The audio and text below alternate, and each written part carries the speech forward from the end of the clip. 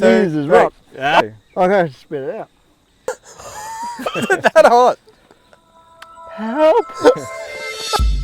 Alrighty guys, we're sitting down with the Whitten brothers today. Another interview. First off, boys, how are we? Good. Thanks for having us, Kale. Actually, we're worn out. We've been a bright mountain bike riding for 2 days. It's pretty hard going. Just another activity. Yeah. Yep. So I'm going to give the boys a little bit of an introduction, and sit down if you're not, because it's long. You run the biggest Yamaha dealer for off-road sales in Australia for 3 years in a row. You run a giant bicycle dealership. You run a national race team with multiple riders all over the country. You've done FMX shows with Whip Industries, travelling around state to state, show to show. You race competitive skiing, Southern 80. You are A-grade motocross racers in your own right. You have a motocross facility with the Moto Farm. You're both fathers. You have about 15 employees. You've helped hundreds of riders, if not in some way contributed to thousands of riders' careers across the countries, as well as operating and sponsoring junior race teams throughout that time in Victoria. With all this in mind, one, where do you get the energy from? And two, you've probably come into contact with tens of thousands of people, and you have to have one of the most highly regarded names, definitely in the sport. How do you do it? And where does the energy come from? It's a loaded question. The energy comes from passion, and it's just what we do on a daily thing. So it's wake up and you're doing just what you do daily. So it's not really that hard to come about because it's what we've built into for our whole lives. So you used to wake up at 10 and couldn't wait to get on the dirt bike. Well, we don't get on the dirt bike anymore, but we're still playing in the same field. So that's where the passion, I guess, brings the energy and brings the motivation to make it all come together. What about the time? Because that's a hell of a list. Like, it's funny. I'll see you doing 100 things, and then I'll see you operating the ski boat, and I'm like, where the hell did they come up with that? Like, having kids has probably slowed us down a lot. I remember, like, during COVID years, working 12, 14-hour days, and you do that for a couple of years, and you really burn the candle at both ends or whatever. And then you have a couple of kids, and you're just like, I got to get home and hang out with them. And then you're like, I got to go ski racing. And you're like, I got to go to work. But you just do it. You just make it happen. Time is our biggest, time is the most expensive thing. We're not people driven by financial gain, really. We're driven by our passion. But so time to us is the most expensive and the hardest, commodity for us is time. Yeah, that's what we pour on. We're poor on time. That's a great point. They say poor people save money, rich people save time. Yeah. And I guess you're a perfect example of that. If you could have more time in the day, you'd certainly buy do more. If you could. Yeah, for sure. So we'll step back into how it all started with the race team. Trav, you were just telling me a story one day. You heard that CDR were testing at Cobram, just a random test day. Yeah, just a random day. But I suppose we were like anyone. We enjoyed racing. We realised we probably weren't ever going to be good enough to make too much of it. But but once you're in, like everyone who's ridden or raced dirt bikes, it really sort of ingrains into you. So, but I remember I was at work. I was just a fitter and turner and doing my thing, and I found out CDR was doing a test day at Cobram. So I thought, I'll take an RDO. I had an RDO up my sleeve. Drove out to Cobram to literally just sit on the side of the track in the sun. I was too nervous to go say hello. Sat up the back, had my stopwatch out, just watched all day. So like a day off just to go watch in the dust and dirt. It seems silly today, but back then that was a big deal for me just to go and be around the top guys. But I didn't even go say good day. How old were you when you did that? 19 probably. Yeah, so not even that young, but yeah. Yeah. Could you have envisioned that list of all your things being called out back then? No, probably not when you said that. Yeah. But those. There's a lot when you put it in. Yeah, when you start saying list, it even blows me away. It's a lot, but but I suppose, like we said, it's not a goal to grow it, or it's just we just live it. Yeah. So it's just day on day, just doing things. Yeah. Constantly. Yeah. Yeah. And something to note of that, typically when someone does so many things, they lack in quality of them. You guys have the biggest dealership. You run the best bike team. You won the Southern 80 in the 7-mile class. Yeah, in our class. We're very amateur ski racers, but we love it. Yeah, but still, it's like, even this weekend you're out riding bikes at the mountain bikes, yeah. There's no... Semi-professional dirt bike racers, amateur ski racers. Amateur ski racers. Touch on the motocross career. You were A-graders back in the day. Yeah, my career is summed up that, 30 surgeries before I was 30 years old, so... Yeah, wow. It wasn't a real great career in that way. A lot of injuries, but again, there was always a passion, so I'd always show up and think I was going to keep doing it. But at an early age, I was pretty scared when I was on the start gate. I didn't really realise it, but because that's all I wanted to do, but I was very scared on the start gate. So I was actually, myself, I was always a way better rider than I was racer. And Nath was probably a better racer than he was a rider, but Nath didn't put in much effort, but he was really talented and could do well on a race day. So we were very different with how we went about it. But my whole career, we were just quitting every week because Travis hurt himself and Dad had had enough, and we're selling the bikes, and then it's like anything, time heals all injuries, and you get injured and no one's doing it again, then you get better and then you get back into it. Well, something that's always blown me away with you, Nath, is your skill level at basically anything that you have a crack at, whether it's bikes, freestyle. I watch you wakeboard one day, you're doing flips, whatever it is, even on a Christmas party on a bike. With very little time invested, he's always been pretty good at anything he puts his hands to, which has pissed me off along the way. I've had to work harder. Yeah, modern day I'm pretty fragile. I don't have much stamina anymore. Well, I'm the first to whinge.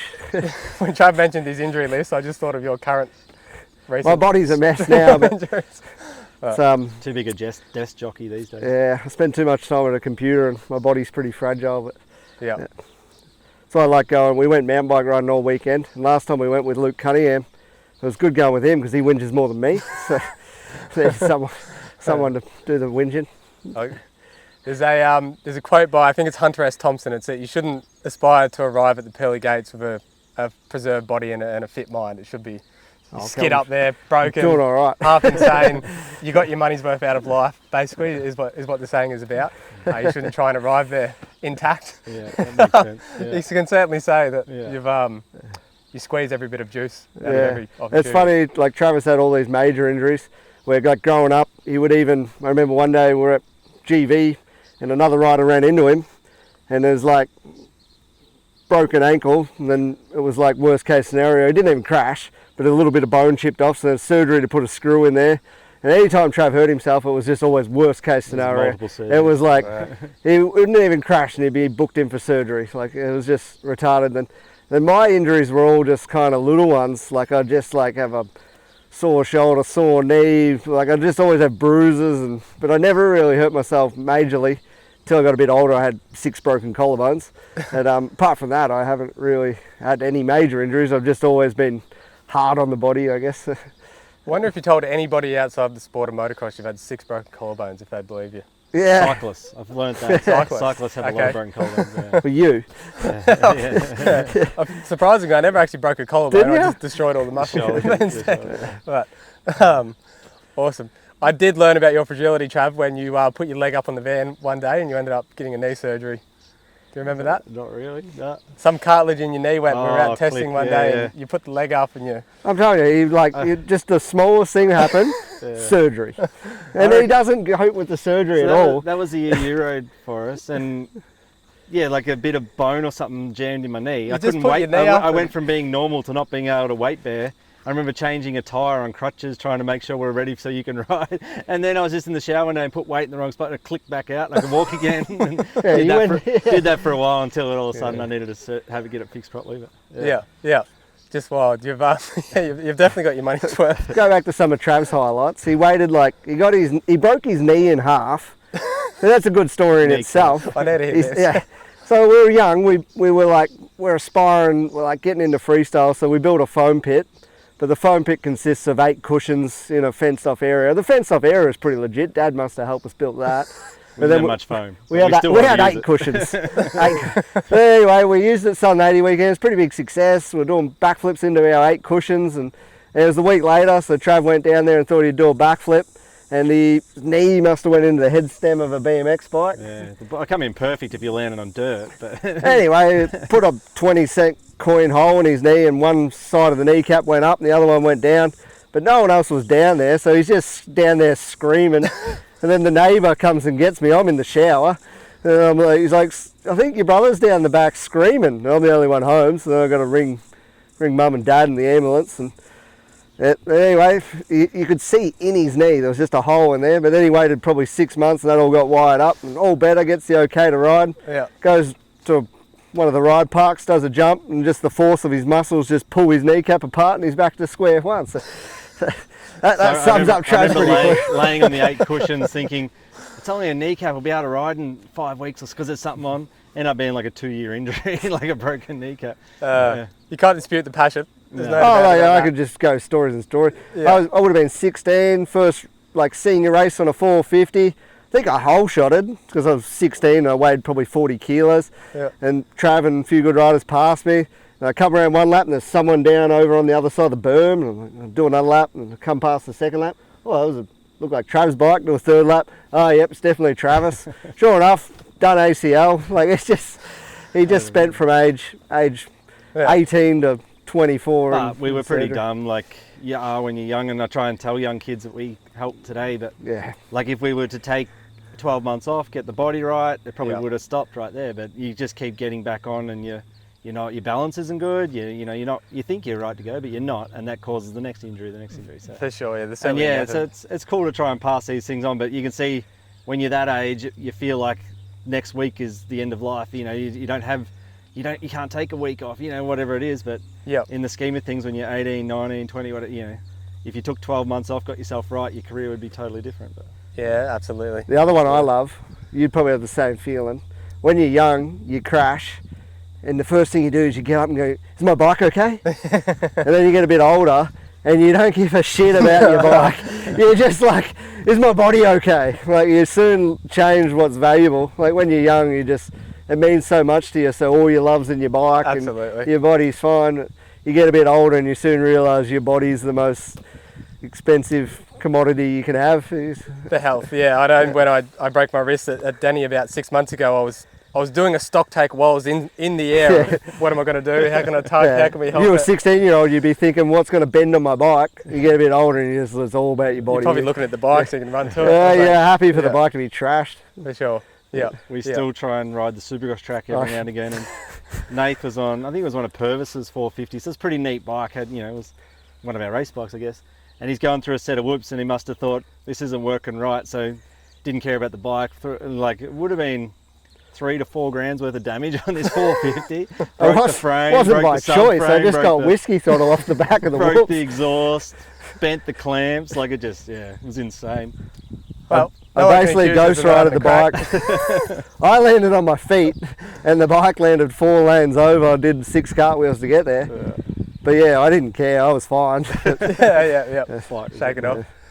So I remember probably one of my first memories, and what clued me on to how incredible you guys are at all the things you do, was typically when I hear local dealership, someone's running a motorbike shop, WBR motorcycles, I sort of thought, 40 to 50-year-old person, older fella, professional, business.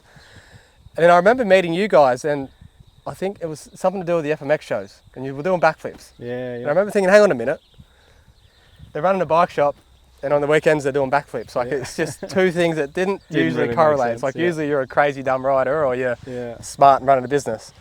So how that You guys came basically about, do everything. Yeah, we raced motocross and enjoyed it, whatever. But then our uncle was on a show committee, and it was a year something happened. They couldn't have horses at the local show or something. So he said, "Oh, can you come do something on your motorbikes?" And the area they had was quite small, and there was no dirt or anything. So we were into riding pit bikes, like a lot of people who race motocross are. And we took our little CRF 50s, they're probably XR 50s then. That's how long ago it was. And they dropped off one load of dirt. I welded up a little 4-foot ramp and we jumped over it, did one-handers, and then the next show asked about it, and then the next show asked, so we thought, just maybe having a bit of a go, we sort of thought, we could do something with this, and next thing we're building a, transportable ramp, and then it was our way to continue a racing career, but like racing, we couldn't make any money doing it, or like it was all out of pocket, it was getting harder and harder, but this, well, that actually pay us to show up and ride these little mini bikes, and and we had a go. We set up proposals and we pitched it to shows, and it was pretty cool. We, like, at a fairly young age, we were off in this old booze bus that had like a light tower on the top with the ramp on the back, and like we tread off. We went all the way up to Rockhampton, around to Cloncurry, and back. So we gone a couple of weeks at a time and doing shows along the way. And Basically doing a full tour, It was pretty cool, but we did it pretty professionally. Like compared to what freestyle was back then, we were It in was collared kind of shirts like, it was a bit of an apprenticeship to running a race team, really. We started off running a mini bike show, and we never wanted to be freestyle riders. Yep. We just fell into it. We just showed up at a local show, and it just grew and grew and grew. But it got kind of addictive. It got hard to stop because we could either spend heaps of money to go race on the weekend, or we'd make $1,500 each to go ride our bikes and party. And it was kind of like, we'll go do that. So we just kind of fell into the freestyle thing, but it's like anything, we just put a lot of effort into it, and we got good at it. So we just got better and better. But yeah, you go back, like some of the clips would be 15 years old, but there's clips of Nath, like the biggest holy grabs you've ever seen on a 110. Like I still go back and watch it today. That's as big as what anyone does them today. Like it's no one does it. No one does it. Yeah. I mean, on a big bike. Yeah. The average person, that's just insane. And then even to like the average rider, that's insane. And then you're even we started doing super flips. And Travis once did a 55-foot super flip. That was pretty impressive. Well, actually, Travis's best mini bike trek ever was probably the most hungover day he ever had. And shut the brain off a bit more. Pays a bit up. We got many good stories, but we did a mini bike show in whatever town. We have to ask our cousin because we don't remember any of the details. We're shocking with town names and things like that. So our cousin was the commentator. But we stayed one night here, and then we drove to the next town to do a show the next day. And we stayed up pretty late, carried on a bit. So I got back to the truck and went to sleep with my good friend Jake. And as we got there, we had to wake the boys up to tell us to drive us to the next stop. But I was asleep in the back of the truck. And then I'm like, we've stopped. So I opened the door. But I opened the door and it was just water. We're on a ferry. I had no idea we're going on a ferry. So we're pretty seedy that day. But then anyway, the next day was our peak of our careers. Travis was doing knack-knack backflips and Superman backflips. But it's just like anything, you do enough of it, you get good at it. Like it's just. Well, we applied ourselves. We didn't just dabble at it. We went pretty hard. We're on a 2-week tour that trip. So like by the end of 2 weeks of riding basically every day, your muscle memory and your skills. Learn the skill and then you shut off the brain. And that was like a big eye opener even today. It just really sets in my mind that if you want to be good at something, you've got to do a lot of it. Like it's just, that's how you get good with anything. Yeah. Any PG stories about the nights away? Not many PG ones. I guess we could take it to M maybe. I was like saying, they all blend into one after a bit. But there's plenty of good stories. Yeah. Just like, being young, but with sort of the responsibilities of driving around in a truck with trailers. There's always things like we'd drive out of a show ready to go. No one's hooked up the trailer takes it, there's plenty of road trip stories. There's one thing we did right though, even if we did muck up and play up a bit, we were that committed to being like a professional race team. We'd show up at the show, we'd have our collared shirts on, we'd have our book of our, what do you call them? Where you do like a risk assessment.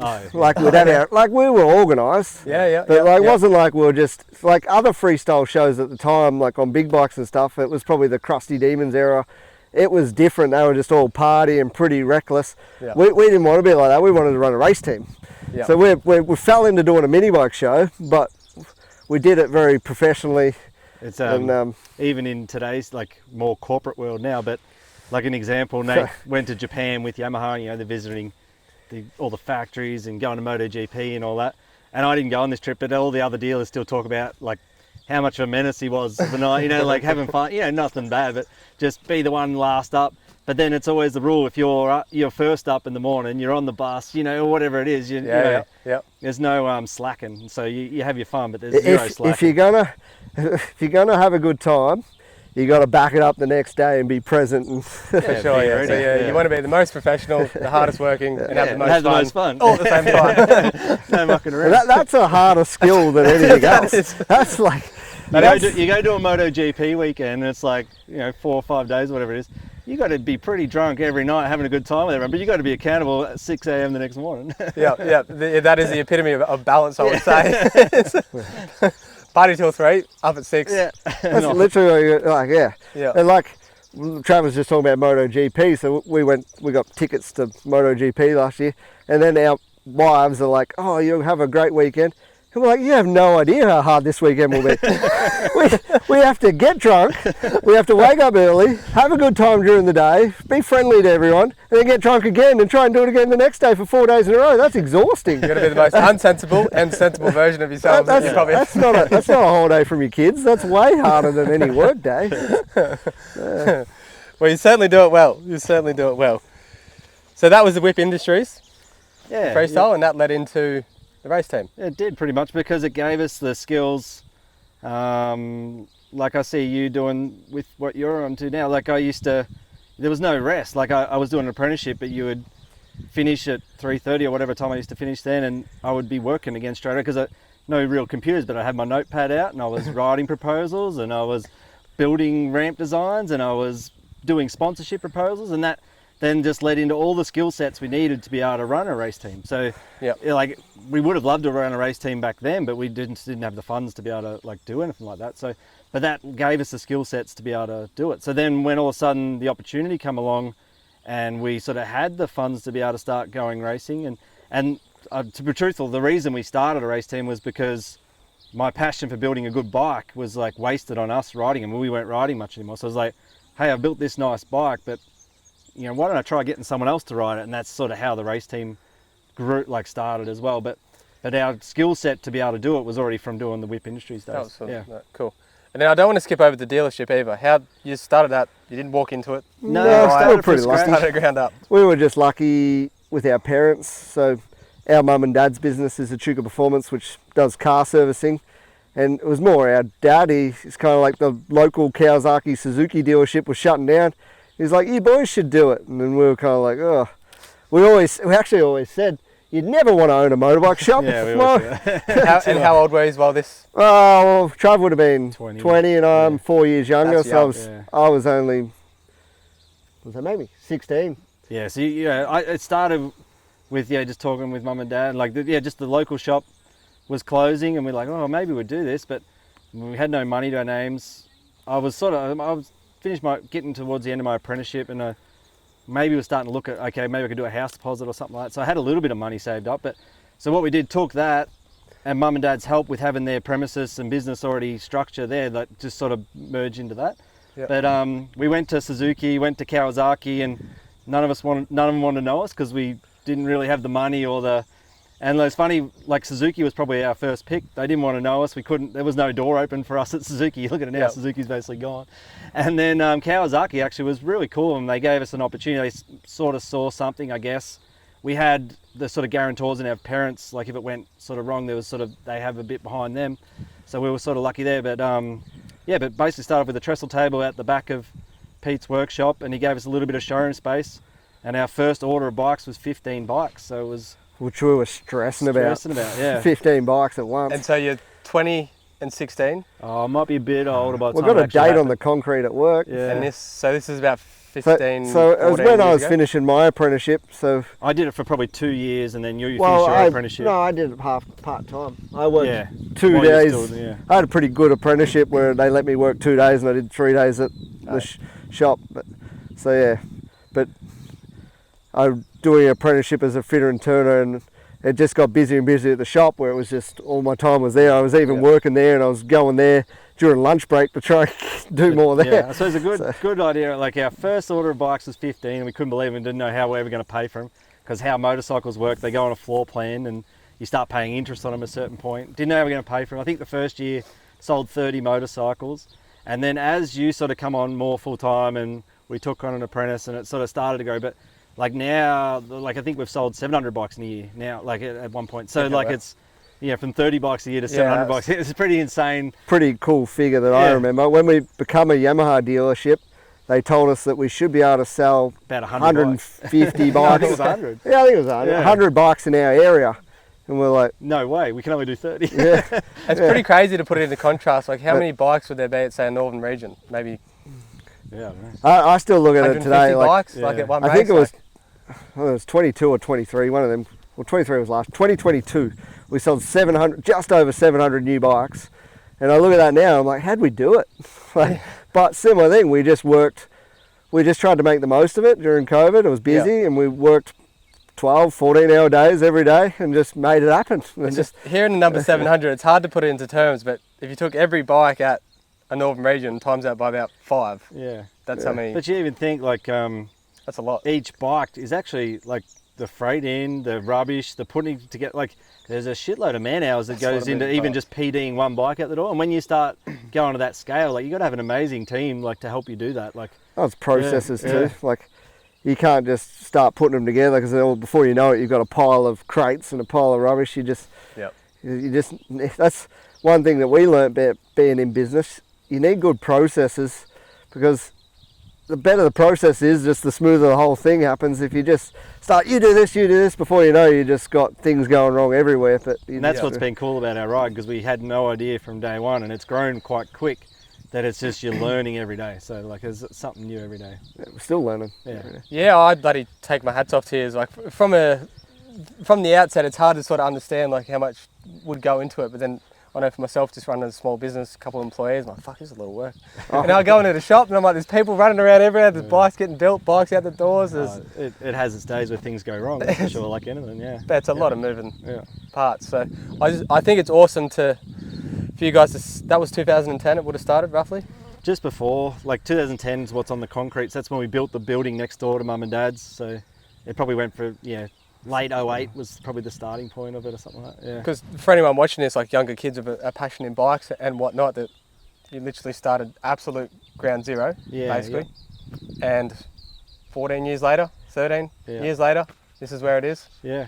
Somebody once told me, I can't even remember who it was, they once told me that if you're in business by yourself, it takes 10 years to get anywhere. And then I look at our 10-year business journey, I'm like, that was spot on. Literally, we put every cent back in for 10 years, and like it took 10 years to literally get anywhere. Like, I think I mentioned like when it started, like all my money was invested in it. Like, so I lived with Mum and Dad, like at an age where you don't want to live with your parents, whatever, and you should be off. Your friends who are tradies are off starting to, have money and do things.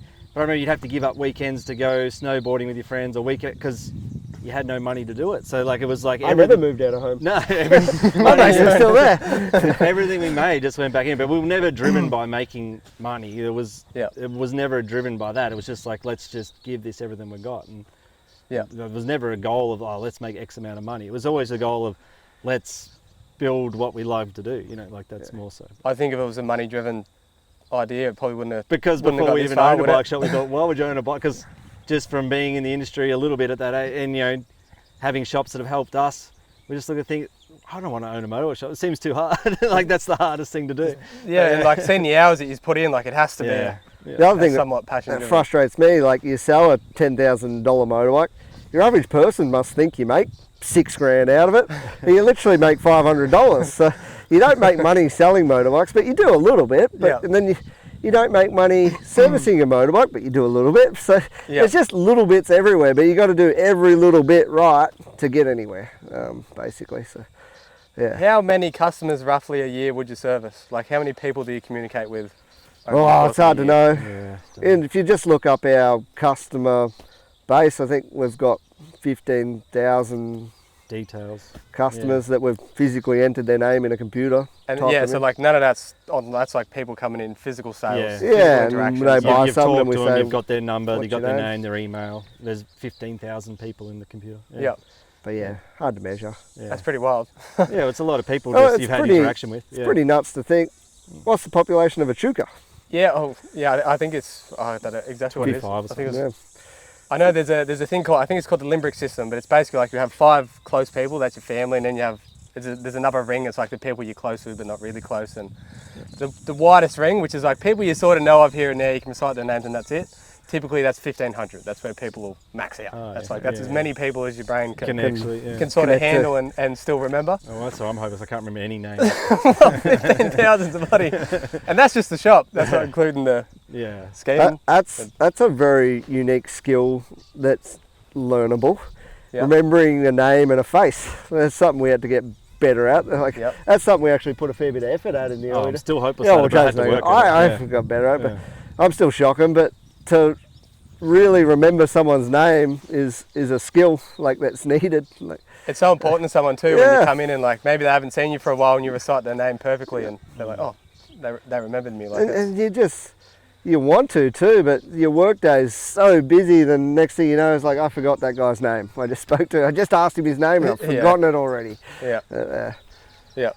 That's awesome. So from absolutely nothing with the bike shop to biggest deal in Australia, incredible. So even back to the mini bike show, when we were doing that, we were building websites for that, and I was probably a 15-year-old building this website, And I used to get picked on because people would go on there and every word was spelt wrong. And I don't know if they didn't have spell check back then.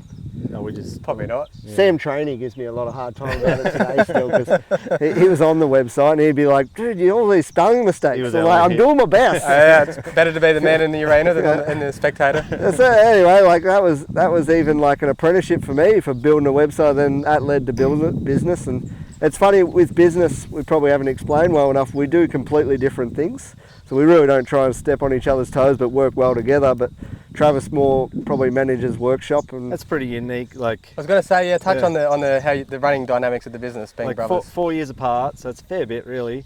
But we're literally best friends. We literally work well together. Like we stir each other a bit, but nothing like we hear some people's families fight and stuff.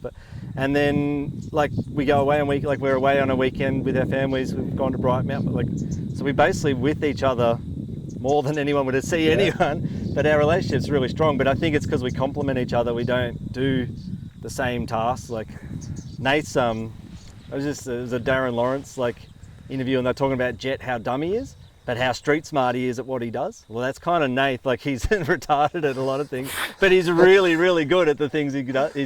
Yeah. So, yeah, it's really like we'll be going on a trip somewhere. He'll get in the car. He won't know where we're going, won't know the direction to it. Like the little detail, like some that's I'm more on the ball than you. I don't need to know anything until I need to know it. If you know how to get there, why should I have to know that exactly. too? But that's what I'm Reserve getting the at. brain power. That's what I'm getting at. What I'm doing helps him. What he's doing helps me. We don't have to both do the same Just thing. complement each other perfectly. So yeah. then It's before like, why you would know I worry about knowing how to get there if someone else knows how to do that? I might as well do something else well. yeah. If something breaks, I fix it. If my computer doesn't work, he fixes it. It's like fully complements You'll each use other. Travis's part and you'll computer invoice and doesn't pay the work part. every day. Yeah. He gets a virus turning the thing on.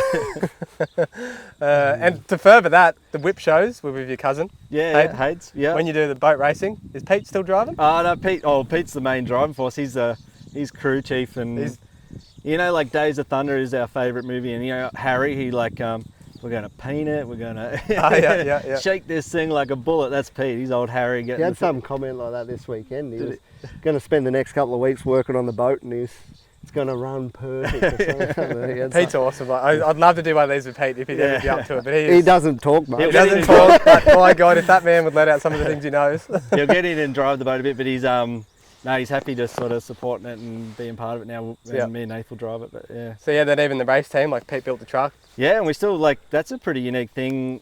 Like, what am I? I'm 38, and we still literally go away to the races like we did when I was 13. We would load up as a family. Mum will come along, Dad will come, and we'll head off to the races just like we did when I was. So it's a pretty tight family unit. Yeah, and absolutely. Without the support of Mum and Dad, we wouldn't be where we are today. That's for sure. So. And so yeah, like at the races, Gayleen would be doing the hospitality. Yeah, she'll be cooking up food and chatting to everyone, and she's right in the amongst of it. Actually, Mum and Dad got to go to Motocross the Nations just this 2023, and they loved it. They got to meet like a lot of the American Honda guys. They got to meet the Lawrences, and like they were sort of right in there, and it was pretty cool of like the Aussie contingency went over, like, because they all know them and really invited them in. So yeah, they're as big a part of Australian moto as anyone now. They've been around the pits that long, they know everyone in there, and yeah, it's pretty cool. So yeah, for sure. Yep. And it's kind of funny. Everyone thinks that's them doing it, but then they wouldn't have a clue. They're just there enjoying being with their kids, I think. We've organised and done it all, and they're just along for the ride. But everyone, from the outside looking in, thinks, oh yeah, that's them. But the rich parent pat, but it's not that at all. No. Yeah. Especially at the start. Yeah. We it's just so cool how he's early. all work together And I am interested. How do you, if he's ever have a disagreement? I've witnessed a couple. Oh, I just knock him out. And typically one is. I found it really interesting. Like, you'll disagree, and then that's it. We've never had a fight. We've never actually had a physical fight, because I think he knows he'd get whipped. Who's a better freestyler out of the two? Oh, Nath was better at freestyle than me. I'll pull the injury card. I was always had to be conservative. Well, Trav learned to do a backflip without having a crash. Because I couldn't afford to. That's pretty hard to do. To get good at something, you got to hit the deck a few times. It's like anything. But Travis was through that injury period we talked about earlier. He had to get good at freestyle without any errors. So he was very cautious, but he got good at it. It's like even this weekend, we're at Bright going down hills, And we found in the World Cup downhill, there was a pretty big jump around a corner. I'm like, we could do that, Trav. And Trav's just got no interest in doing it. So I'm the test dummy. So I jump it, make it look sketchy, but then he kind of watched what I did and he just greases it and does it perfect, doesn't put a foot down. Yeah. It's kind of been like that for the last 15 years. Yeah, it's I'm true. kind of the test dummy, and Yeah. Travis comes in and does it perfect because he's seen what I... I've had to study it a bit more, and Yeah. I've had bad knees from a young age, so it's like couldn't afford to sort of dab a leg or come off or something like that. There's so much to cover and reflect on with you boys. But when did Kerry Hart do the first backflip? When was that? 2000. Yeah. And when did you start doing backflips on the mini bikes? Oh, it's got to be Oh, yeah. 06 or something. It's not that Before I long was out, like 18, no, I would have been Yeah. 17. I don't know. I'm sitting bad with here now, time it's like, frames, oh, they do freestyle Yeah, everyone shows, does they do backflips, But yeah, back then, yeah. it's like, We no one's we- doing There's that. no, there's no we learned- airbags or foam pits. We put it learned that way, before. yeah. We learned before foam pits. Yeah, Yeah. So it wasn't easy to learn before foam pits because you were learning on a BMX bike into water, and then it was just like, all right, man up and do it. Yeah, we never we were doing it on 110s and stuff. It's a lot different than big bike Big freestyle, bikes. yeah. But we But started still, it off was on just like- 50s, and yeah. the bigger the bike gets, the easier it gets. Okay, It's just yeah, the right. consequences get more if you stuff up. Yeah. So it's funny, you can see someone do a backflip on a 50 and they just huck it and land on, case it and right away. It's not that hard, but to learn to do it Steel consistently ramp to steel ramp. and a land big gap. smoothly is Yeah. a lot more of a skill. Yep. Yep. We probably always kicked ourselves we didn't get into big bike freestyle, but we never wanted to be freestylers, and we looked at it and we're like, oh, you do a backflip, then you do a backflip this, and it doesn't stop until you die. Yeah. You basically, big Yeah, bike we literally freestyle. looked at the risk and thought it was. Yeah, we were just kind of like, we're having fun on the mini bikes. And we did a couple of times where we set up a ramp on a big bike, and we were pretty good at it just the first time we did it. But Yeah. we just looked at freestyle as a crazy sport. You got to keep going bigger until you don't. Yeah. And freestyle's still that today. I look at them guys like Harry Binks. One I just look at and I just shake my head. I'm just like, you're a madman. Like, Yeah, that thought process before you go and do some of those things. It's like, I wonder what is. Oh, Is but there to anything going try on? and get to a level to make something of it is just wow. Yeah. Yep. Yep. Incredible. Awesome. So we covered the shop. Yep. We've covered the. we've been all over the place a bit. Yeah. Yes. Bit like how we run our lives of Yeah. doing everything all at once. Get to some destination. We'll get to the race team now. So Yeah. where did that start? I believe you started on Kawasaki. So Small truck. yeah, our apprentice at the time was Sam Davey, who became quite a good rider in his own right. He got really good at doing Fink and things like that. So it was cool watching him do well at those. But he was our apprentice at the time, and that was exactly when I was sort of getting less interest. I was scared of riding years before that, but like it was sort of like, and I'm like, okay, I'm going to build a nice bike and let someone else ride. And that was like my test of like, what's it actually cost to maintain someone else's bike? Because when you ride it, you're kind of a bit easier on it, and you maybe get a bit longer out of something because it's all you. But when someone else is riding, you got to replace things probably more often. You got to be onto things more. So Sam was really our guinea pig, and it was pretty cool. We helped him do what was probably the under 19s. I don't know how he went. He maybe got some points, top 20, 15s and stuff. But it was unreal for us to see what it took to have to replace on someone else's riding your bike, So that was the start of it. And then the next year we wanted to go a little bit bigger, and I think it was Joel Green, who we still have a lot to do with today. He's riding the cycling, so we do a lot with him with our Giant Echuca. So it's cool. We've gone full circle with Joel.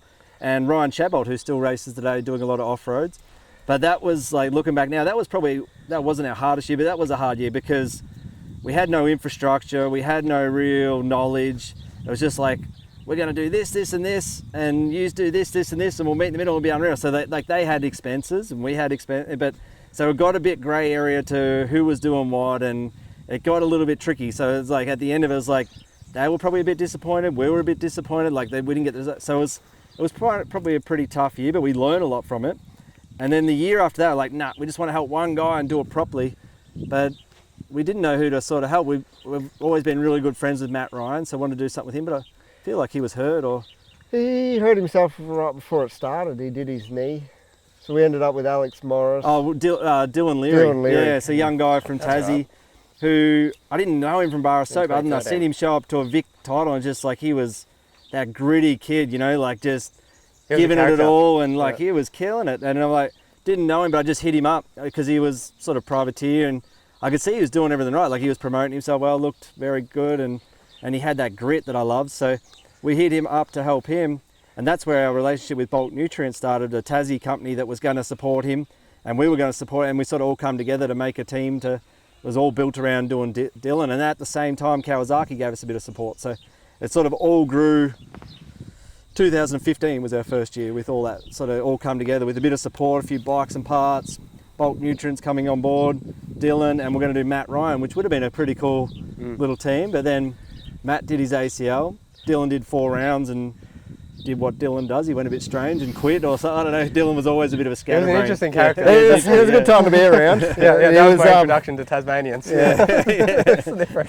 He was unbelievable, but he was his own worst enemy. Yeah. He'd get in his own head a bit. And He was very much a thinker. Yeah. Like you'd think about the wrong things, which would get in his head. Yeah. We'd actually did it, and Joel Evans, who's still around racing today, doing an amazing thing as a privateer. But we're at Murray Bridge, and Joel Evans had a really gnarly crash right at the back where they got them fast whoops, and I like to think Joel had to miss racing for 2 or 3 years or something. Like I can't remember, he broke his back or something.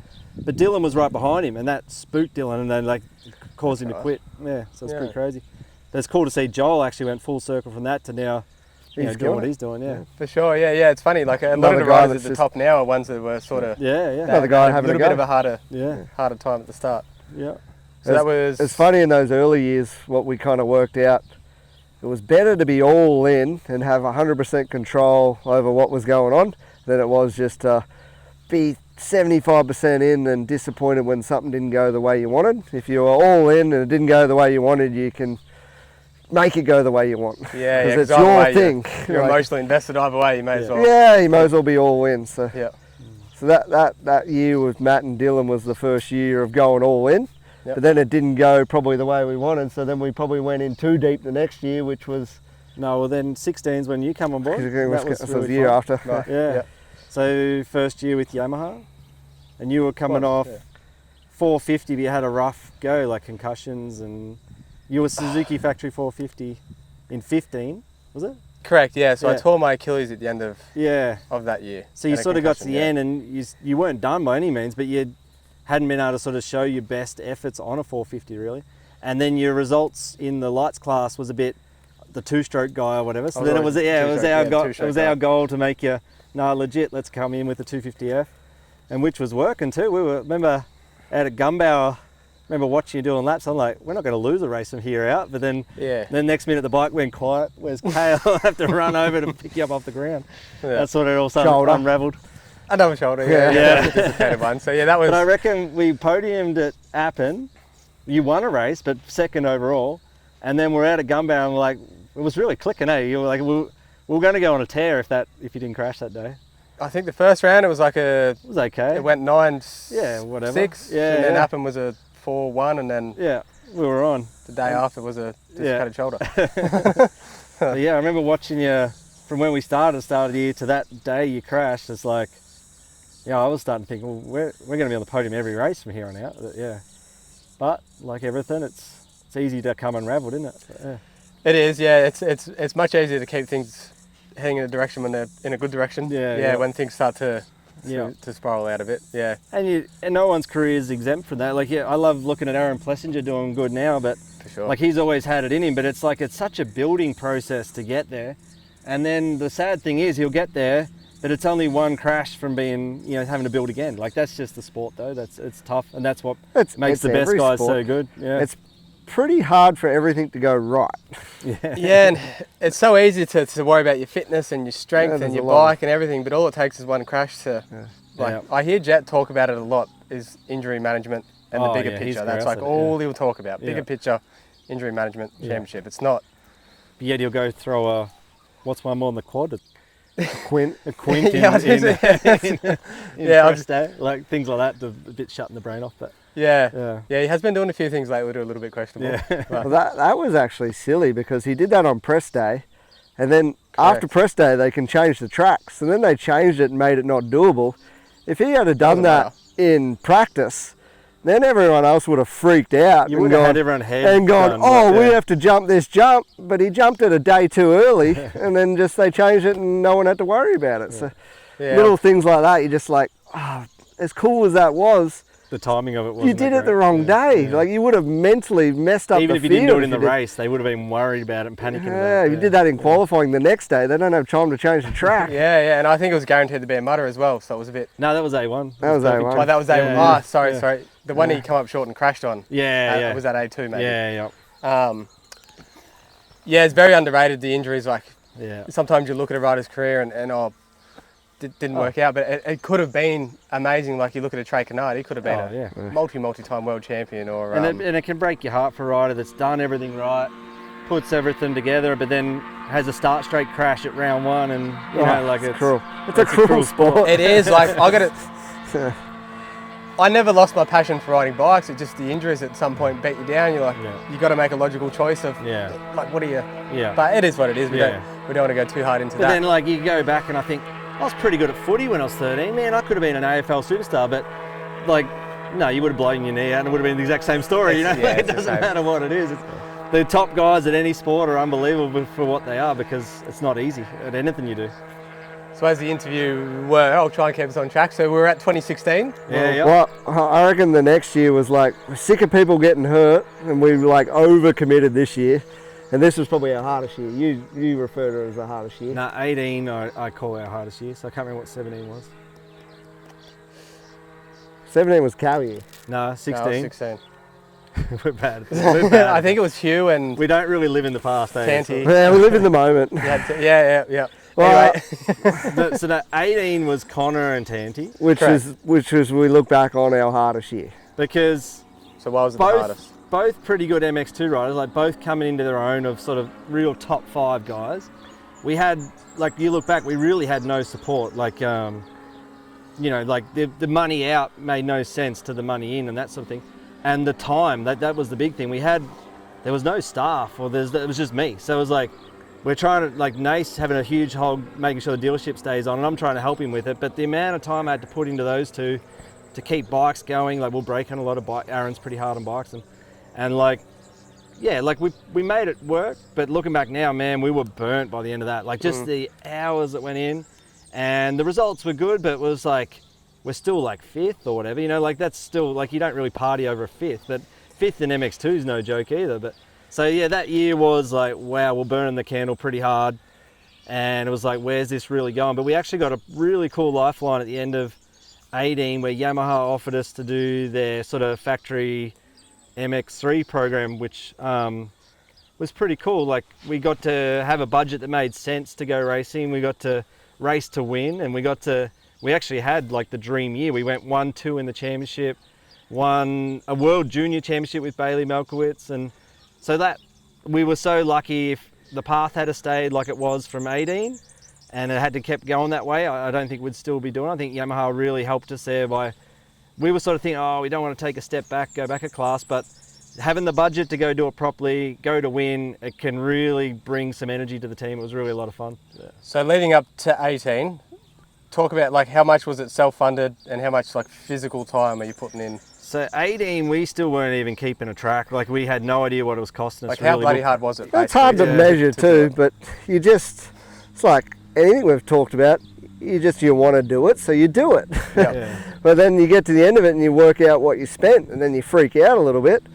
But yeah, what else do you do with your money? Yeah, absolutely. But we spent probably the most of our own money in that year, in that 18 year, but probably not even the money. We've probably invested the most time in that year too. Yeah, it was just burning the I guess really it's not so much like the figures, it's just how much of your own are you putting in. My way of always trying to justify it, well, like in these years, that was when we were kind of done racing ourselves, and the only way we get to the end of the year and I go, oh, Trav, if we had to race motorbikes ourselves, we would have spent a similar amount of money. So it's like, instead of spending it on ourselves, we're spending it to run the race team. So it was the same amount. So that's how we justified it. If we could have gone racing, it costs this, or we'd go racing as a race team and it costs the same. At a higher level with other guys, it costs about, that's how we sort of justified it in them early days. It was sort of, we'd only be spending it on ourselves, so we might as well spend it into someone else. And that's how we just, today is a bit different because we need a better balance, but we're really, like, touch wood, things are running pretty smooth. We've got Jack and Tom and doing an amazing job on the bikes. And so, like, there's like that labour that I just used to have to do the whole lot myself. Them boys are taking care of that. So explain the whole lot. Like, how late, how many nights, What do you? Back then. Yeah, like I was sort of like get a little bit specific if you can. I want to really. But like it's hard to like it was. Back then it was every night. Yeah, and It was literally so working the dealership. you'd till work in the 5:30 dealership, and then the race team was a separate thing. So then you'd work from close until midnight, and then you'd do it again the next day. And whether Trav was working on race bikes, I was working on making a sponsorship proposal look better and making a website look better. Yep. No matter what, we were both doing something and then like, every hour of the day. But then it gets to a point where you're like, well, we can't do this. we So can then- honestly say, like, for 10 years, we worked from the minute we woke up to the minute we went to bed. We For 10 might have years, physically yeah. been working hard, but we would get home and then we'd be on our laptop doing something, or we'd be Building designing something. Or I see you doing it right now. Yeah, exactly Yeah. what you're going through. Yeah. Yeah. So you're not consuming things, like you're just always creating and building and. Yeah. And You it's know like- what we're it's talking like about. An, You're it's just like an doing something athlete the whole trying to be time. the best at their sport.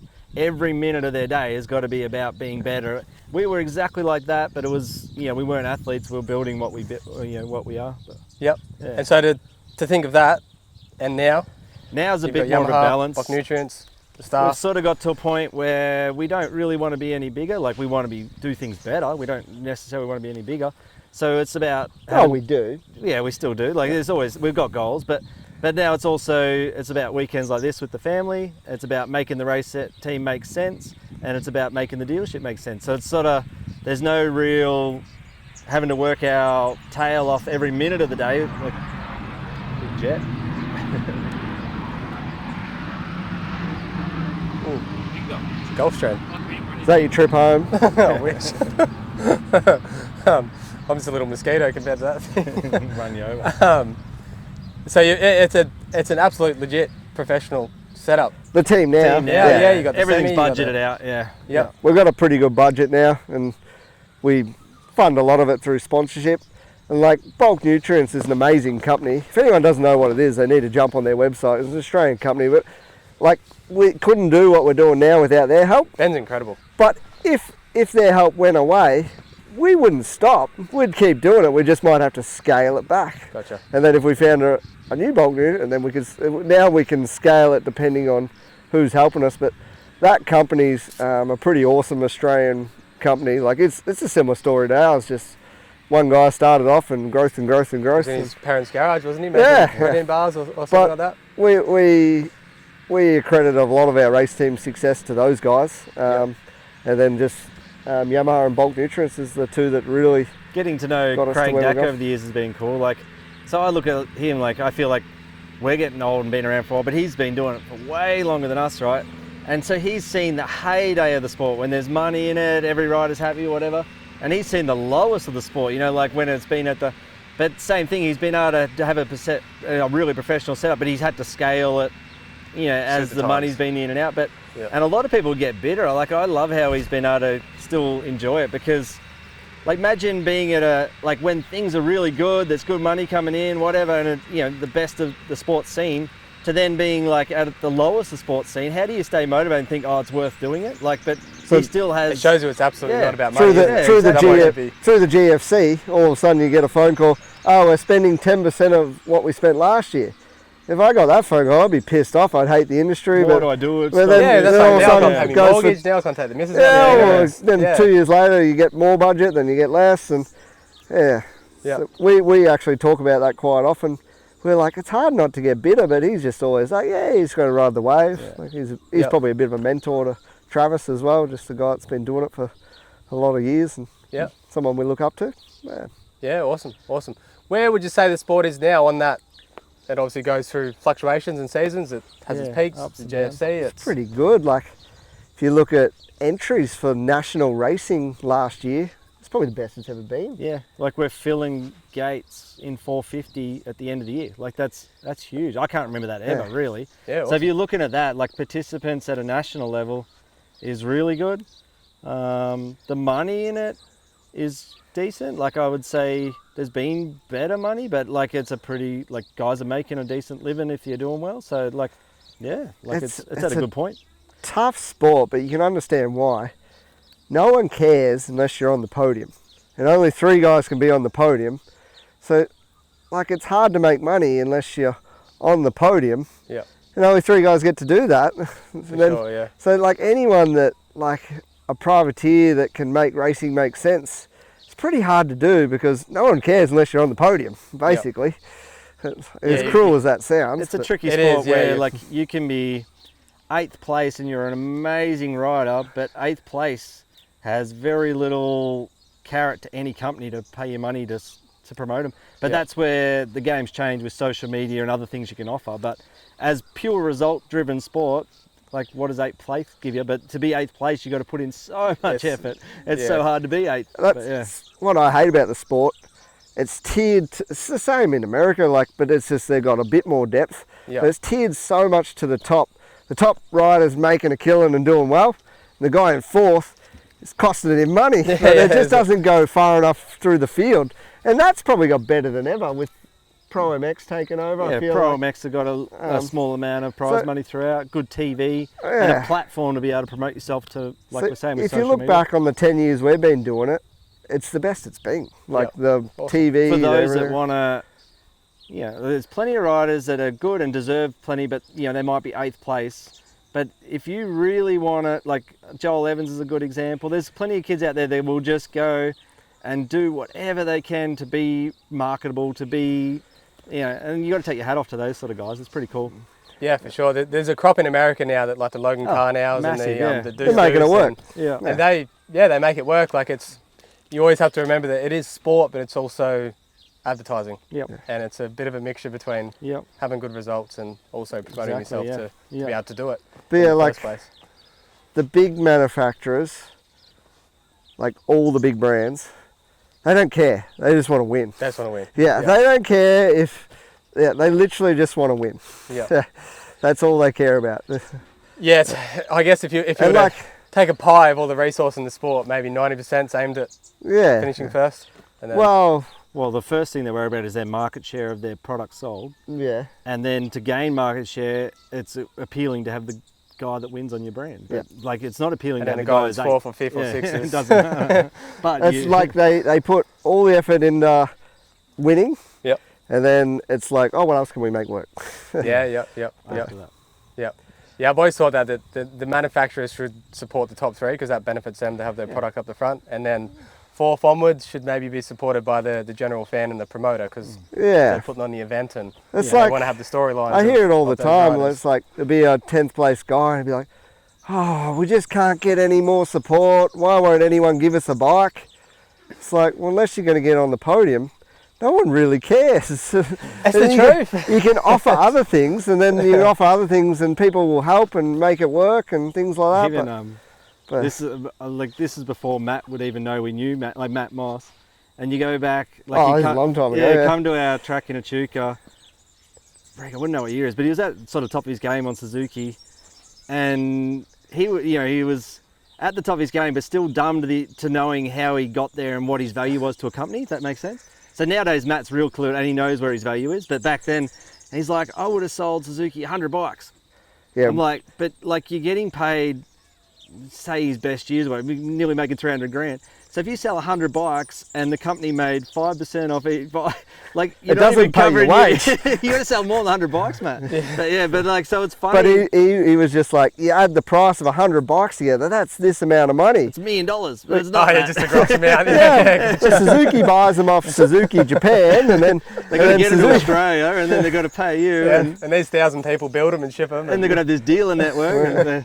So it's funny, like when you're at the top, you sometimes don't even know what your value, and you think you're owed or whatever, but when you really break it down where your money comes from and your value, it's pretty funny to sort of think about. And so you and I have spoken about it. So you can see a correlation between the bike that's winning in Australia and the bike sales in Australia. Here's a good one that I love. In America. This one's pretty good. Like in America, the KX450 outsells the YZ450. Now I'll get the numbers wrong, but in Australia, the YZ450 outsells the KX450 the YZ 3 times. 250 two-stroke outsells the KX450. So then you go, okay, what's the difference? Well, in Australia, our platform for the YZ450 with CDR is super strong. Like they've won multiple. So then like you say Australia follows America in motocross, like way more than we do Europe, right? So we're very influenced by the US market. So why don't we sell more KX 450s? Well, it shows that our local racing and local market still has an influence. It makes a difference. Big time. Yeah. Yeah, for sure. Yeah, that was something, I remember when I rode for Factory Suzuki, Lewis Croft, the marketing manager there, because that was its last year, and he shut it down. And I said, Lewis, why are you shutting it down? He goes, well, Matt's won every race the last 3 years. We've paid him $1 million in bonuses, and we're selling less bikes than ever. Yeah. And I said, well, that doesn't make sense. Why is that? And he said, well, he pulled his phone out and he goes, everyone's just watching America. They don't I got same story talking to the Yamaha national sales manager, and his comment to me was, oh, we spend the most as a manufacturer on racing in Australia, but we've got the most market share, so it's got to be related. So Yamaha's a pretty cool company where they actually really do value racing. Yep. But it's like any big company, they board of directors and management changes, and they've had a bit of a cutback this year, but they're still heavily invested in racing. And us from being Kawasaki to Yamaha, like seeing the inside of both companies, Yamaha values like that racing a lot more, but it's like anything, every company goes through a wave and different management. You can definitely see like a correlation between, say, Yamaha's junior side and then the under 19s and the MX2 and the MX1, and Honda do that, and they have the high sales. And but then you'd bring our own dealership back into it. Here's a good example, So like, we're in Echuca, we have no race club, it's dead flat. It's in summer's horrible. You wouldn't want to ride a dirt bike there in summer. So you look at it, it's not an ideal dirt bike destination. So why would we be the #1 seller in off-road bikes for Yamaha in the country? Like, it's not a destination you're going to go to ride. So it's got to be the race team. Like, it's because our name is out there through national racing. So take away the race team and all those years building that, there's no way we're selling the bikes we'd be selling. So there's another prime example. Why would you put money into local racing? Well, we've proven it with that, straight up. Yeah, for sure. Yep, that's awesome. Yeah, it is a testament and a hats off to you guys and Honda and Yamaha that all do invest into racing. Yeah, because it's no secret. Like a lot of you invest all this money and you get to the end of the year and you look at it and you go, "What the hell would we spend that for?" But I guarantee if you over 10 years, spent that amount of money to the local newspaper and the radio, which you could, it's expensive to do newspaper and radio ads, you wouldn't get the return as you would. And you can't just come in 1 year and spend. It's got to be a consistent, and it's got to be, That was probably the other thing with the race team. We always said we don't want to be that race team that tries to overcommit and does it for 1 year, then can't sustain it and quits. So we really tried to build that slow as well. Build, Yeah, awesome. Well, you nearly at that 10-year. Like the whole year. Everything takes 10 years. It's actually the race team probably makes the most sense it's made, and it took 10 years to do it. How many times do you see, how to be a millionaire to go racing, start off a billionaire or whatever? So it's very true. Because like even the best way to become a millionaire is to start in motorbikes. To start with a billionaire. So like for us, we've even seen it. We've seen teams come in and like, wow, they've like been bigger and flashier than us in year one. You're like, whoa, look at these guys. But by year two, they realise that bill's not going to get paid by anyone else, and they're gone. So our goal was always start here, and just if we can just build a little bit each year, like we were content. And that's something Greg Moss always told me about sponsors. His only advice is that your best sponsor will be the one that you're best friends with. Basically. And I look at you guys, you've built relationships over time, and whether it's bulk nutrients, Yamaha, it's steadily climbs rather than you see like some of the might have been JDR back in the day. They come in and big setup, but then you're hearing all this shit behind the scenes of things that a bit of animosity within the relationships, and all of a sudden it's off it goes. So that's a testament to you guys again. So we'll segue out of your third thing that you do, which is the mini bikes, the team, the shop. I want to touch a little bit on the riders. How's that been? So you've had maybe probably 30, 40 different riders under your umbrella through the team, like the more serious ones. What have you found through that process? It's something it's pretty rewarding. Like we've got all these plates of riders we've helped over the years.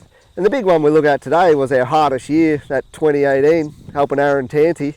Now we look at it on the wall, he ended up being an Australian champion. So that was kind of like, we did it tough that year but made it work, but now you look, we helped Aaron get to where he is. It was a small part of a step to what become his bigger goal, so it was pretty cool. And it's funny, we've got aspirations to be the #1 race team in Australia, and we feel like we've got a pretty solid program now, but we're just missing that last step just to pay a rider, really, like to get the funding to get that A rider. We've got all the other bits in place, but you need a heap of money to get we're competing against big companies, the manufacturers that can pay a rider. So that's that one last step we're missing. But well, it's still very rewarding with all the riders we've gone through over the years. For sure. Yeah. What's it like working with like the different personalities and?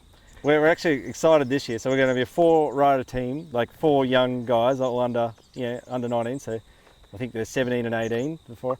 And like Jack's like, we've got enough riders for inter-team beef this year. Like someone's going to steal someone's girlfriend, someone's going to take someone out. So this year, if you could have a camera on the wall, it'd probably be a pretty cool documentary this year. But yeah, we've had years where we've had a guy in either class or, so it's sort of, but this year actually, I think it'd be pretty cool. We'll be showing up on race day, will be the funnest part to give every rider everything we can to let them win. But then, to be a fly on the wall this year would be pretty fun. It's like an in-house competition.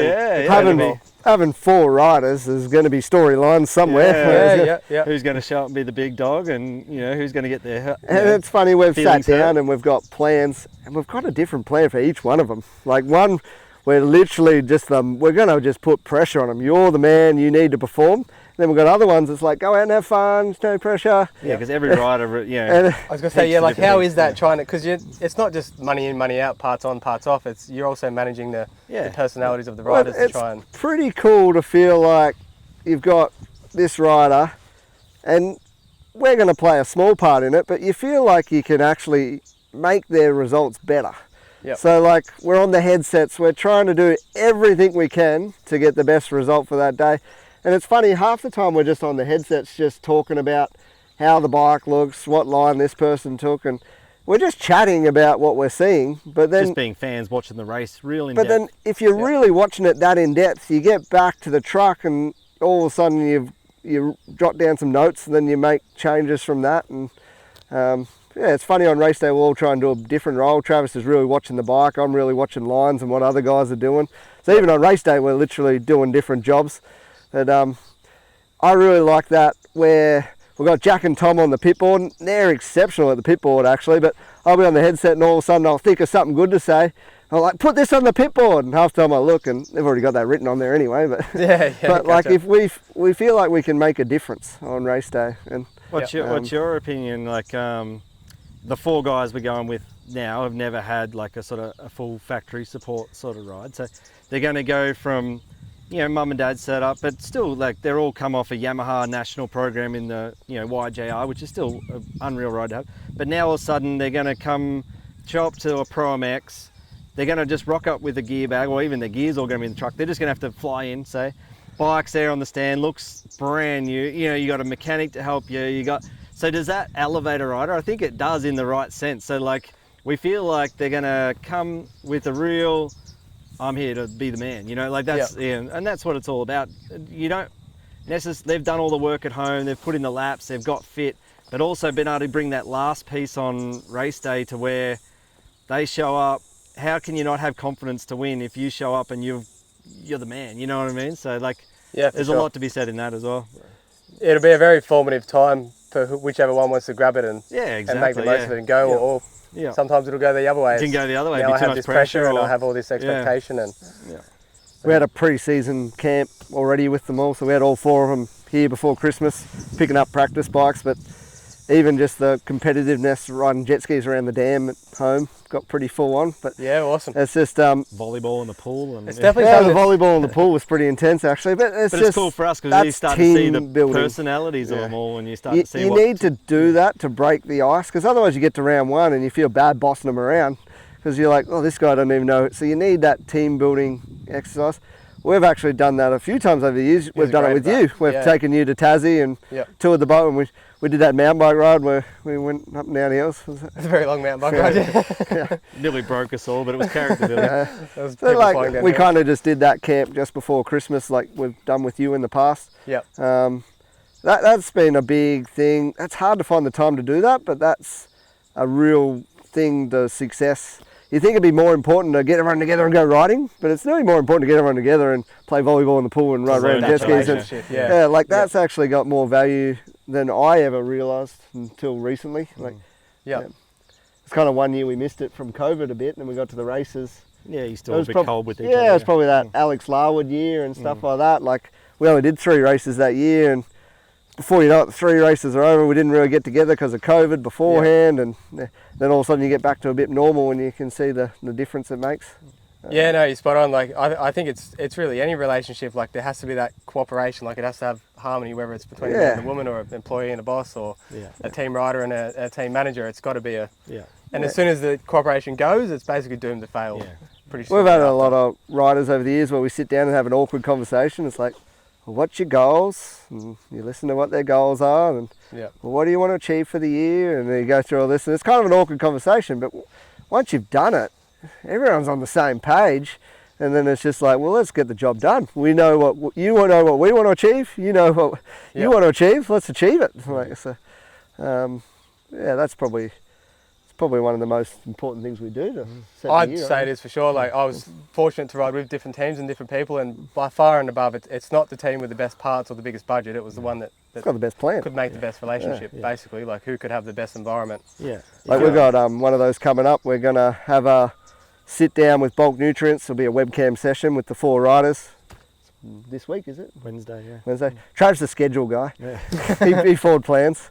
And like, we'll sit there on the webcam session. It'll probably be pretty awkward. The Bulk Nutrients guys will talk about how you can help us with marketing and stuff like that. And these young kids will sit there and go, but like, if they take that by the horns, they'll learn so much from doing that stuff. Oh, absolutely. But you think about later in their career, right? Like, this is the first year of not dealing with sort of mum and dad would normally be dealing with all that. Any of that. So now we're taking, you come on the web call, you listen to the marketing manager from the company talk, and then you take it on board. But like, it is awkward the first time, but imagine further into their career, another 3-4 years when they're getting into MX1 or whatever, like, they'll be able to build their own relationship, build their own spot. It'll make them a better athlete all around. For sure, you are sort of like a not a father figure, but like a leader figure. But yeah, you got to, like, it's a good way for them to learn in this class. Yeah, to get them to do it, for sure. Yeah, awesome. Cool, guys. Well, that'll pretty well wraps up for those topics. Just a couple quick ones. Australian motocross. Take it wherever you want. What would you change? What would you do different? What's good? What's bad? It is what it is. It is what it is a bit. Like, we all want it to be bigger. We all want it to be better. I don't know. Like, my hat's off to them, because I look at it, if I try to do it, like, legit on the Friday or whatever, there'd be 40 staff running around setting that up. Sure. Cables going in, TV cameras, the track presentation's amazing. Like, our tracks, I think, are like clubs. Yeah. Our tracks aren't as good as what they should be, in my opinion, but the only way to build them up is just to keep doing what we're doing. But like, you go to New Zealand, it looks amazing. You go to America, it looks amazing. Our tracks are small and sort of a bit goat trail, which is probably our biggest downfall. I see that's how American motocross work. We need 2-day events as well, where people can camp and it's a fun weekend. Then all of a sudden, the amateurs. More entertainment. Yeah. Well, then if it's that event every year, we can try and build that event, and then we just got to get the same rounds every year, and they've just got to be better tracks. That's our real downfall. But like Travis was just saying, the series is the best. Oh, like, for the effort they put in is amazing. I don't know how you'd top it, but my ideal thing I'd love to see, pros on Saturday. So we get there, we basically get there Thursday night anyway to set up to race Sunday, which seems stupid. But pros on Saturday, amateurs on Sunday. Imagine the atmosphere, because every amateur will be there, like, rocking up on Saturday watching. So it'll be a huge crowd. And then if we all do our part and hang around at least till lunchtime Sunday, like, the amateurs getting to get that exposure on that track, like, I think MA could make more money because they're going to double their entries, as long as clubs can do it. That's the clubs are the thing that we need to really invest in, I think, because without a strong club with volunteers that can turn a track around for 2 days, like, that's where all your hurdles start to come in. But and enough room for parking. Yeah, enough room for parking, all the rest of it. But that's what I'd love to see. Pros on Saturdays, amateurs on Sundays, everyone hanging out at the track overnight Saturday. Like, it'd just be a huge event, and you could build them year to year, try and lock in the same dates, the same tracks, and build each year would be what I would see would be the best outcome. There's the hurdles to do that, like everything. I've been the biggest one for it. I keep saying there should be a national at Ride Park. And I know what the hurdles are, but they're all overcomeable. But there's room for parking, there's close to big spectators, we just need those big events every year. And it's the facilities that are kind of letting them down a bit. Yeah. It's not an easy fix either. Yeah. We need more government money. Here's a good, we just went mountain biking, and the money governments are spending on mountain biking, we need that in dirt bikes. It's so cool. There's these unreal mountain bike trails getting built all over the country, and they're all $1 million government funded mountain bike trails. Yes. That's what motorbikes. But as soon as you say it's a motorbike, it's Oh, Look, it doesn't help with all the wheelie boys on the news lately. nah. No, I see that stuff and But it's just- cool, but it's not. Yeah, probably like not we good for know the it's sport. different. I worry We know about it's not the same thing, but your average person just relates motorbikes to motor. Yeah. Who knows, this electric era, whatever that brings, that could reinvent the sport a bit in the fact, because noise is a huge issue. Like, you know, like you try and build a track, but there's a nan and pop who live over there and they love to sit out in the morning and they hear a dirt bike, like they freak out. So that's where mountain biking has it over motocross, is it's Quite. environmentally friendly on townships, you know, and everything like that. So Right, a couple more quick ones. Vince Freeze. I love it. I love the controversy. I'm glad he's out I there. would hate racing him, but if you're a spectator, how can you not love it? It's just so good to watch. I agree, yeah. If Vince Freeze is on the telly, you're not turning it on. Nah. You're watching it, and that's what And it's like, about. yeah, I think he's an idiot, but I just love it. I don't want to race him. No. I love what Dylan Wills did. That was like, to me, like, Yeah, what what a a legend. That was so cool. Yeah, yeah. World SX. I hope well they can for get it. more going. All for it. Yeah. They got to realise what they are. Like, how do you compete with the AMA with what they've been doing? But as far as for the riders, it's unreal because there's more riders making money. But it's just getting same thing, locking in the same events each year, building on it year to year. Probably not trying to go so head to head with the AMA. You're never gonna. Yeah, they really need to go later in the year and stick to their own time frame. But How'd they build the pyramids? I've watched YouTube videos. I've watched all of them. Slavery. Any ideas? Nah. Aliens? Well, I haven't. I've heard you ask the question, but like, what's your theory? I don't know. That's the issue. I've stood It's there at the aliens, base man. of it and looked up it, and it's still It's aliens. Is it this- boggles my mind. We went to the Husqvarna power equipment, like in Sweden, and they just put in their new to make chain for chainsaws, and the amount of machines and technology to make the chainsaw chain, I'm like, how the hell did they ever have? How did the chainsaw become before the chain? Like, you know, like the chain seems more hard to me to make than the chainsaw. Like, it's insane. Like, it's similar. I know. So now I started thinking, how do they, like, the amount of equipment to make a chainsaw chain blew me away. Yeah. I'm like, how did we ever have chainsaws back then when it takes this much to build a chain now? The size of some of them blocks that they floated down the river apparently just doesn't make sense. So Well, there's all the theories that they generated power. And I'm a believer in that one. They say it's Nikola definitely Tesla aliens. had that. it But like, was why don't we collected have? sun Why and- don't we know of other species on other planets? Like, it's just weird. Do you How can believe we in be the aliens? only ones? believe in aliens? I believe Yeah, in how can we be the only ones? Like, it's just Yeah. there's got to be someone else sitting by a tree on another planet somewhere, for sure. Being fathers. I don't eat anything spicy. Is that spicy? Being like it, That's the last question. honest on like fatherhood is like at first, because like when we're busy people, it's like it rocks your world a bit. It's like kids are like, you know, you have to make some big adjustments because we were probably pretty greedy with our time. It was all about, not that we were greedy for it, but it was all about building what we were doing. So it was a step back to realise the preciousness of having kids and the importance of spending time with them as well. Like, that's been Yep. probably pretty hard for both of us. Like, Yeah. we've It's pretty said, different to doing freestyle and running Yeah. shopping, I'd imagine. I got a 2-year-old that gets to 5:30 and I get a FaceTime and then she's like holding the phone. Where are you, Daddy? Where are you, Daddy? And like, it's like, oh, I gotta go home. Like, it's where like 2 years ago I'd just be at work until 10:30. Now I'm like, it's 5:30 and I'm like, I gotta see my daughter. Like, Yeah. it's just, yeah, it's a It's big different. adjustment because we've always been very using every minute of the day for a task, but now sitting under a shady tree, you know, eating fish and chips, or you know, like that family time is pretty valuable too now. Like, it never used to be a thing, but now it's a massive thing that needs time. Yep. would you agree with me? 0 to 6 months is kind of, if you've got a good wife, it's just there and you don't do much with it. And then 6 months to 12 months starts to be a little bit fun, and 12 months to 18 months, you're like, oh, it's just getting funner and funner. Then all of a sudden you got a 2-year-old and you're like, it's the funnest thing. Like, it just gets better and better. It's That's like- That's my gets first kid. more I was and more going to just drop off enjoyable. at grandma's and pick it up when I was 3 when I could play with it. But yeah. Well, I it's funny, remember- you literally love them more every day. Yeah, awesome. Yeah. That's Like- cool to hear. Right? Yeah. Yeah, It's hard to explain to someone, but you wouldn't think it could get any better. And then all of a sudden you just like, they do something and you just like blows you away and you just love your kids more and more every day. Yeah. So I don't know if maybe this is what inspired you to have children, because it was roughly around the time. When we went to Tasmania with Ben from Bulk Nutrients, he sat, I'm pretty sure it was you, down in one of the huts there on the water, and he said to you, like, when you're having kids, it's the best thing you'll ever do. And you said, oh, I don't think it's time. And he said, no, that's not an excuse. Like, you have to do it. Was it from that? Or? No, I don't remember. Don't remember? No. As soon as It always stuck in my mind. Cause you're probably going through it now. Everyone would be asking you when you're getting married. Yeah. Yeah. As soon as you get married, everyone asks you when you're having kids. Yeah. So just everyone says it to you. It's just what people say. I was always of the impression of you guys, it's work, go, and then I remember... Every single person asks you when you're getting married, and as soon as you get married, they ask you when you're having kids. That's just what people say to you. Yeah. It's like, how's the weather? Yeah. I just thought it was cool with Ben, because he was this guy of all the things and all the success, and it was like he was telling you We've got a few people in our lives that we like look up to. Like, you're probably saying, like, it looks like we're time poor, but what Ben achieves, we've got another great friend, Adam. He's got a big successful business with a lot of employees and a big family. He's got quite a few kids, and like I look up to them sort of guys. Like, it's amazing what they can do. But it's funny how we look up to them.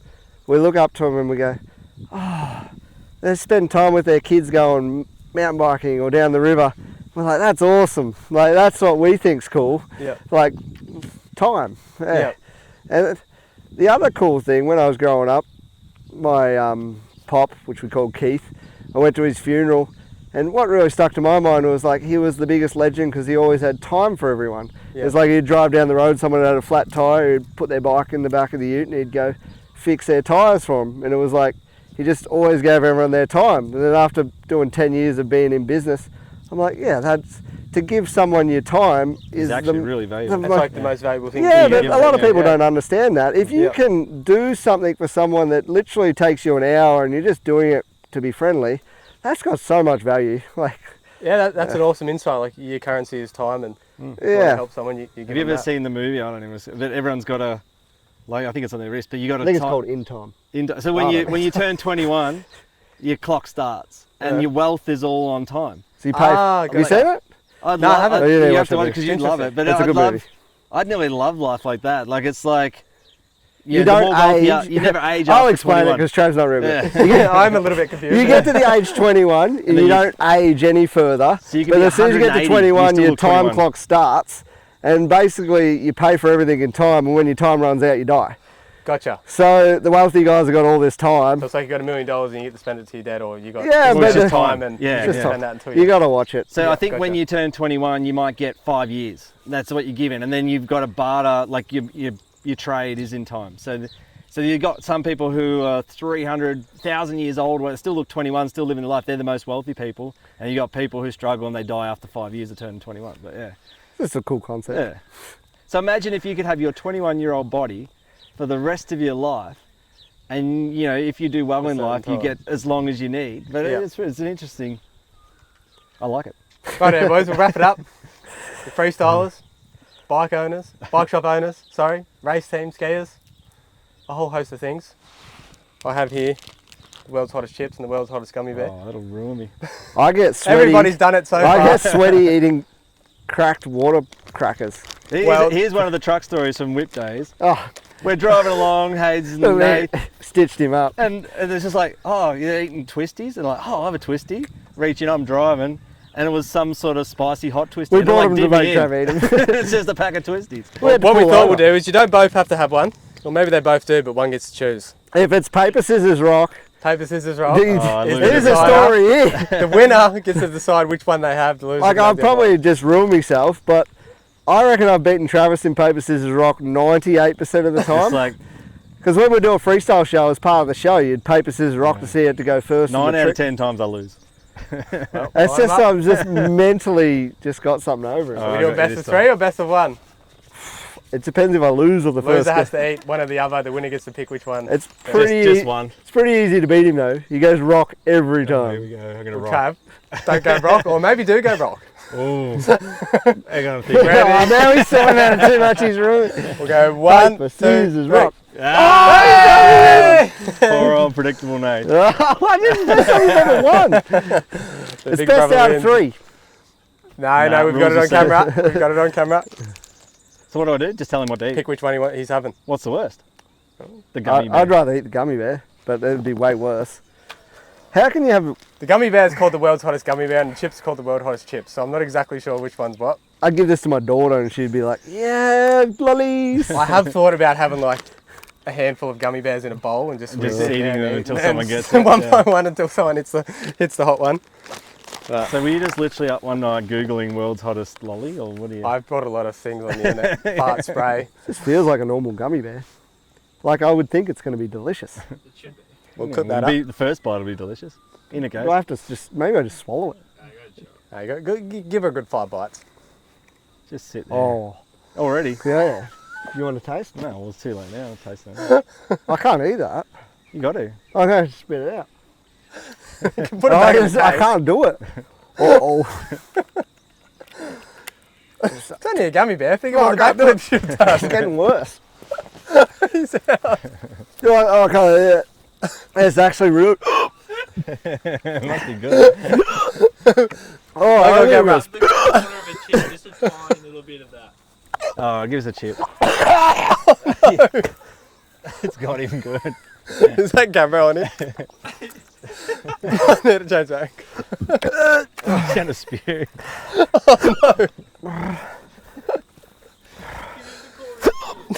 That's my one. You want a chip? Nah, I'm not up to see. I feel bad now.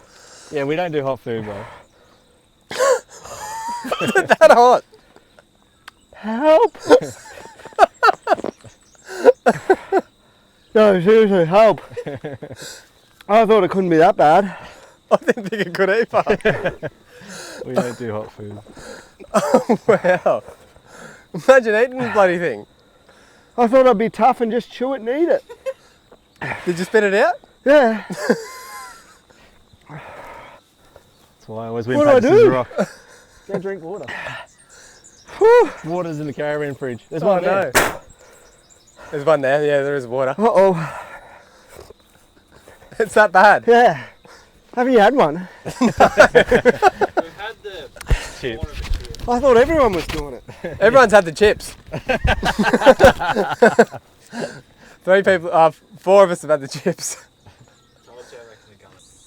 I want to think of a rider we can slander that would actually like it. But A rider. I don't know. Or someone. Rhino. Who? Rhino. You've done plenty of that. Yeah, I've done rhino. Oh no, I did drop it. Can't wait to see how Faulkner goes, because that's a big Rhino thing. If he comes Faulkner? out, if Faulkner comes out and like kills it, like it's going to make Rhino look good. Faulkner's not going to come out and kill it, and I'll tell you why. I went on Jason Anderson's post, and Faulkner's in the comments, like a hating, bitter A what? keyboard warrior. Oh yeah. He's on there hating on Jet, talking about how he was crying here, this and that. Yeah, And right. He got absolutely lit up Did he? Yeah. in the comments by about 2,000 people. Really? And the reason I don't think he will succeed is because Austin has typically had things externally happen that Yeah, gets emotional and goes off the rails, and to see him commenting on He's a Instagrams. I got to meet Carson Mumford at World Supercross. He knew Wageman pretty well, and so he was like your best amateur or whatever, like right through. He was, he was set to be the next best guy, and then getting to meet him for 10 minutes and he was funny as he was like had a real insight. I couldn't even remember the things he sort of was talking about, but it's just like maybe I can see just from this 10 minutes of talking, you're not like working as hard as you should be. Like it's funny. So like you look at Mumford now, he's good, but like I feel like he should have been one of the best guys. Yeah. And is it just a personality, and like they'll look back at their career in 20 years time and be like, I could have done more?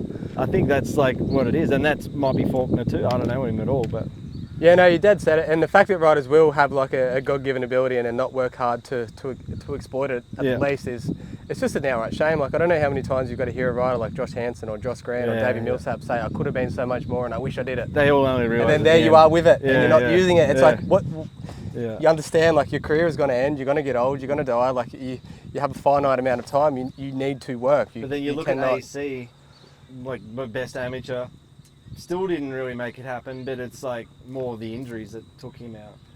Yeah, well, that's another Another kettle whole of thing, fish. yeah. But righto, Chavi, we better wrap it up. Yeah, The cars have started. It's a Sunday afternoon for everybody watching. The boys are on their way home from Bright.